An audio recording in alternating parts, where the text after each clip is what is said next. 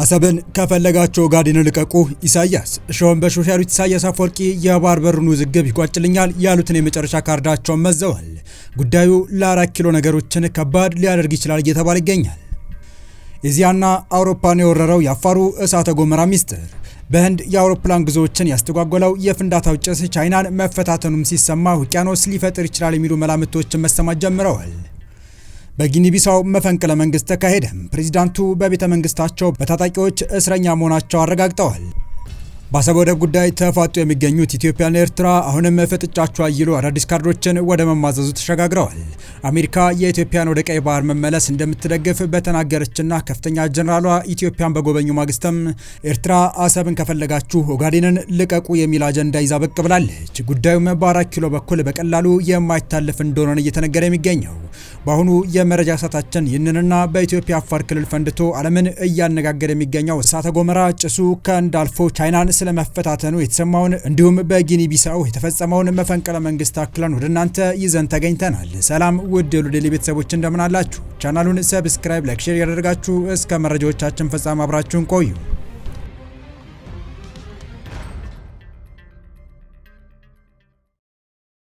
ከ12000 ዓመታት በኋላ መፈንዳቱ የተገለጸው በአፋር ክልል የተከሰተው እሳተ ገሞራ በትንሹ በ4 አየር መንገዶች በረራ ላይ መስተጓጎል መፍጠሩ የተሰማ ሲሆን አውሮፓና ኤዚያ ደግሞ የእሳተ ገሞራ ፍንዳታ በፈጠረው ብናኝ ምክንያት በረራ የተስተጓጎለባቸው አካባቢዎች መሆናቸው ትልቅ መነጋገሪያ ሆኗል። በሌላ በኩል ደግሞ ይህንኑ ፍንዳታ ተከትሎ የፍንዳታ ውጤት ነው የተባለ ከባድ የመሬት መንቀጥቀጥ እስከ መጪው እሁድ ድረስ ባሉት ቀናት በማንኛውም ደቂቃ ሊከሰት እንደሚችል የዘርፉ ባለሙያዎች አስጠንቅቀዋል። በኢትዮጵያ አፋር ክልል የተከሰተው ፍንዳታ ያስከተለው ጭስና ብናኝ ከቀይ ባህር ተሻግሮ የመንንና ኦማንን አልፎ ወደ ደቡብ ኤዥያ ተጉዞ ሰሜን ህንድንና ፓኪስታን ላይ ተጽዕኖ ማሳረፉ ተመላክቷል። በኢትዮጵያ አቆጣጠር እሁድ ህዳር 14 ቀን 2018 ማለዳ ላይ በአፋር ክልል የተከሰተው የእሳተ ገሞራ በሰዎች ላይ የደረሰው ጉዳት እንደሌለ ይፋ ተደርጓል። ፍንዳታው በኢትዮጵያ አየር መንገድ በረራዎች ላይ ያስከተለው መስተጓጎል ባይኖርም ጭሱ ወደ ደቡብ ኤዥያ በመሻገሩ የህንዱ አየር መንገድ ኤር ኢንዲያ ሰኞና ማክሰኞ 13 ያክል በረራዎች ሲሰርዝ የአሜሪካ አላስካ ኤር ወደ ገልፍ አገራት ከተሞች አቡዳቢ፣ ጅዳ ና ኩዌት የሚያደርጋቸውን በረራዎች መሰረዙም ተመላክቷል። የኔዘርላንዱ አየር መንገድ KLM እንዲሁም ሌላው የህንድ አየር መንገድ ኢንዲጎ ኤር አቅጣጫቸውን ለመቀየር እንዲሁም በረራዎችን ለመዝጋት ተገደዋል። ለበረራዎች ለመስተጓጎል ምክንያት የሆኑ ጭሱ እይታ ይከላከላል በሚል ብቻ ሳይሆን የሚተፋው አመድ በአውሮፕላን ሞተሮች እንዲሁም በአውሮፕላኑ ሴንሰሮች ላይ ጉዳት ያደርሳል በሚል እንደሆነም ተመላክቷል። አሁን እሳተ ገሞራ በፈነዳበት አካባቢ ከዚህ ቀደም ፍንዳታ ተከስቶ እንደማያውቅና ሲብላላ ቆይቶ ከ12000 ዓመታት በኋላ ፍንዳታ መከተሉን በዘገባዎች ተመላክቷል። ዓለም አቀፍ መገናኛ ብዙሃንና የሀገራት ሚዲያዎች ሙሉ በሙሉ ሊባል በሚችል ደረጃ የዜና ሽፋን የሰጡት ይህ እሳተ ገሞራ ፍንዳታ ወደ ሰማይ 14000 ኪሎ ሜትር ወይም 45000 ጫማ ጭሱ መምዘግዘጉም ተመላክቷል። ፍንዳታው የውቅያኖስ መፈጠር ሊያስከትል ይችላል በሚል ለሚነሱ ጥያቄዎች ባለሙያዎች እንዲህ ያሉ ፍንዳታዎች በቀጣዮቹ 1000 ዓመታት ውቅያኖስ መፍጠር ሊያስከትል እንደሚችል ያብራራሉ። ሆኖም በአፋር ክልል የሚከሰተው ተደጋጋሚ የመሬት መንቀጥቀጥ የጊዜ መጠኑ ባይታወቅም ውቅያኖስ ሊያስከትል ይችላል የሚል ጥናት በኢንግላንድ ሳውዝ ኢምፕተን ዩኒቨርሲቲ ባለፈው ሰኔ ወር ይፋ ሆኗል። ይህ ክስተት እውን ከሆነ ምስራቅ አፍሪካን ከሌላው የአፍሪካ አህጉር በውሃ እንደሚለያትም ተመላክቷል። በተያዘ መረጃ በአፋር ኤርታሌ አዲስ የተፈጠረው ከፍተኛ እሳተ ገሞራ ከኃይሊ ጉቢ ፍንዳታ ጋር የተያዘ ሊሆን ይችላል እየተባለ ይገኛል። ለህዳር 16 ላይ የተነሳ የሴንቲነል-1 ሴንቴቲክ አፐርቸር ራዳር ምስል እንደሚያሳየው በአካባቢው የእሳተ ገሞራ እንቅስቃሴ ባይኖርም በኤርታሌ እሳተ ገሞራ ጫፍ ላይ 760 በ350 ሜትር ስፋት ያለው አዲስ የመሬት ከፍታ መፍጠሩ ተገልጿል። ይህ ክስተት በህዳር 16 በኃይሊ ጉቢ ከተከሰተው ኃይለኛ ፍንዳታ ጋር የተያዘ ሊሆን ይችላል መባሉ ተዘግቧል። በዚህም ሁለት ጎረቤት የእሳተ ገሞራ ስራቶች ከመሬት በታች የሚቀልጥ አለት ማጠራቀሚያ እንደሚጋሩና ውስጣዊ የእርስ በርስ ግፊት እንዳላቸው ያመለክታል ተብሏል። የኤርታሌ ተራራ አካባቢ አካል የሆነው የኃይሊ ጉቢ እሳተ ገሞራ ቢያንስ ለ12000 ዓመታት ያለ እንቅስቃሴ ከቆየ በኋላ እሁድ ህዳር 14 ቀን ኃይለኛና ፍንዳታ የበዛበት እንቅስቃሴ ማሳየት መጀመሩ ተመላክቷል። በሌላ በኩል ደግሞ ይህንኑ ፍንዳታ ተከትሎ የፍንዳታ ውጤት ነው የተባለ ከባድ መሬት መንቀጥቀጥ እስከ መጪው እሁድ ድረስ ባሉት ቀናት በማንኛውም ደቂቃ ሊከሰት እንደሚችል የዘርፉ ባለሙያዎች አስጠንቅቀዋል። በቀጣይ መረጃችን አሰብን ከፈለጋችሁ ኦጋዴንን ልቀቁ፣ ኢሳያስ በእጅ አዙር መጡ። እሾህን በሾህ ያሉት ኢሳያስ አፈወርቂ የባህር በር ውዝግብ ይቋጭልኛል ያሉትን የመጨረሻ ካርዳቸውን መምዘዛቸው እየተነገረ ሲሆን ጉዳዩ ለ4 ኪሎ ነገሮችን ከባድ ሊያደርግ ይችላል እየተባለም ይገኛል። ጠቅላይ ሚኒስትሩ ባልጠበቁት አቅጣጫ ሻዕቢያ አዲስ ካርድ የመዘዘበትን ዘመቻ ይዞ ከተፍ ብሏል። ኢሳያስ የኦጋዴንን ጥያቄ በማቀጣጠል ለማስገንጠል መርዘኛ እንቅስቃሴ ጀምረዋል። ኢሳያስ የሚመሩት አገዛዝ ብልጽግናን ባልጠበቁ አቅጣጫ የከፈተው ዘመቻ እጅግ ትኩረት የሚፈልግ ነው የተባለ ሲሆን ከ4 ኪሎም በኩል ሻዕቢያ ባዶ እጁን የሚያስቀር የመጨረሻ ካርድ እንደተመዘዘ መረጃዎች አመላክተዋል። አስመራና አዲስ አበባ አደገኛ ካርድ መዘዋል። የመጀመሪያን ጥይት ግን ማን እንደሚተኩስ አልታወቀም። አብይ ቀድመው ወደ አስመራ ይተኩስ ሲሆን ወይስ ኢሳያስ ሳይቀደሙ ቀድመው ሊተኩስ ይችላሉ? የበርካቶች ጥያቄ ነው። ጥያቄው ሁለቱ ሀገራት ወደ ጦርነት ሊገቡ ይችላሉ ወይ የሚለው ሳይሆን ማን ሊጀምረው ይችላል ወደሚለው ተሸጋግሯልም እየተባለ ይገኛል። ከኮረጆ የተመዘዘው የአሰብ ካርድ ያለ ደም ሊሳካ አይችልም ወደሚል ድምዳሜ አድጓል የሚሉ ወታደራዊና ፖለቲካዊ ተንታኞች ነገሮች ወደማይመለሱበት ደረጃ እየተሸጋገሩ መሆናቸው እየተናገሩ ናቸው። ከሰሞኑ ታዲያ ሁለቱም ሀገራት አንዳቸው ሌላኛው ላይ ከባድ የሚባል ካርድ መዘዋል።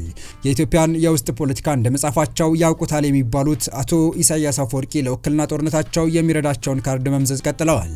አሁን ደግሞ ፊታቸውን ወደ ምስራቃዊ ኢትዮጵያ በማዞር የኦጋዴንን ተገንጣይ ጥያቄ ለማቀጣጠል እየሰሩ ነው። ከቀናት በፊትም የማስታወቂያ ሚኒስትሩ አቶ የማነ ገብረ መስቀል በኤክስ ገጻቸው እንዲህ የሚል ጽሑፍ አስፍረው ነበር።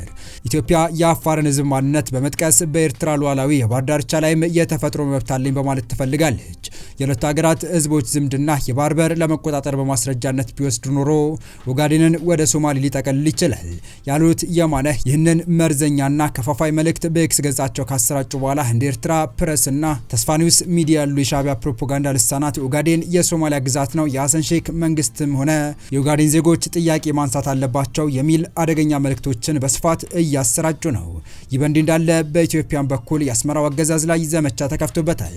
ከ20 ዓመት በፊት ከፍተኛ ደም መፋሰስ የተመዘገበበት የኢትዮ ኤርትራ ጦርነት እንዲያበቃና በኢትዮጵያና በኤርትራ መካከል ዘላቂ ሰላም ለማምጣት ታስቦ ታህሳስ 3 ቀን 1998 ዓ.ም በአልጄሪያ ዋና ከተማ አልጀርስ የተፈረመው የሰላም ስምምነት እንዲሰረዝ የሚጠይቅ ዘመቻ በኢትዮጵያ ውስጥ እየተንቀሳቀሰ መሆኑን ሆርን ፍሪኩዌንሲ ዘግቧል።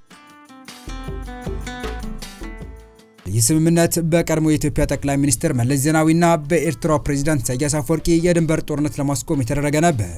ይሁን እንጂ ስምምነቱ ተግባራዊ ባለመሆኑ በተለይም በድንበር ጉዳይ ላይ በነበረው አለመግባባት ሳቢያ ውሉ አሁን ላይ የሁለቱን ሀገራት ጥቅም በሚያሳካ መልኩ እየሰራ አይደለም የሚል አስተያየት እየሰፋ መጥቷል።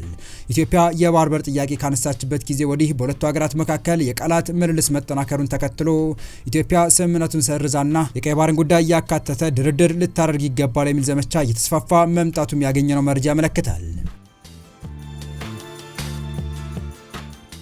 በመጨረሻም በጊኒ ቢሳው ብሔራዊ ምርጫ በተካሄደ በሶስተኛው ቀን መፈንቅለ መንግስት እየተካሄደ ነው። ምርጫውን አሸንፊያለሁ ሲሉ ያወጁት የሀገሪቱ ፕሬዝዳንት ኡማሮ ሲሶኮ ኢምባሎ መፈንቅለ መንግስቱን በሚመራው ወታደራዊ ኃይል መታሰራቸውን አረጋግጠውልኛል ሲል አፍሪካን ሪፖርት ዘግቧል። የመፈንቅለ መንግስት እንቅስቃሴ አለ የሚለው ስጋት ከትላንት ጀምሮ አልጀዚራና ፍራንስ 24ን ጨምሮ በተለያዩ ዓለም አቀፍ ሚዲያዎች ሲዘገብ የነበረ ሲሆን ከሰዓታት በፊት ደግሞ አፍሪካን ሪፖርትና ፍራንስ 24 ይዘውት በወጡት ዘገባ በሀገሪቱ ፕሬዝዳንት መኖሪያ ቤተ መንግስት ውስጥ ከባድ የተኩስ ልውውጥ መደረጉን የሚያመለክት የተኩስ ድምጽ መሰማቱ ማረጋግጠዋል።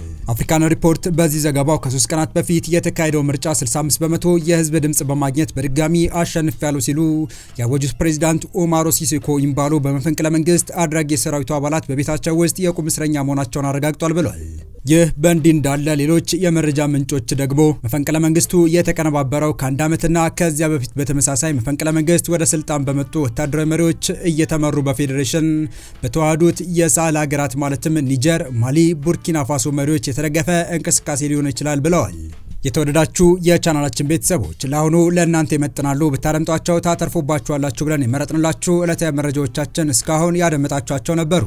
በተመሳሳይ ሀገራዊና ቀጠናዊ ጉዳዮች እንዲሁም ዓለም አቀፋዊ የጂኦፖለቲካ ወታደራዊና አነጋጋሪ ክስተቶችን ለበለት ተከታትለን በትኩስ ይዘን እንደምንቀርብ እያሳወቅን የቻናሉ ቤተሰብ ካልናችሁ ሰብስክራይብ፣ ቪዲዮን ላይክ እና ሼር በማድረግ ተደራሽነታችን ታሰፉ ዘንድ አክብሮታዊ ግብዣችን ነው። አበቃን። ሰናይ ጊዜን ተመኘን።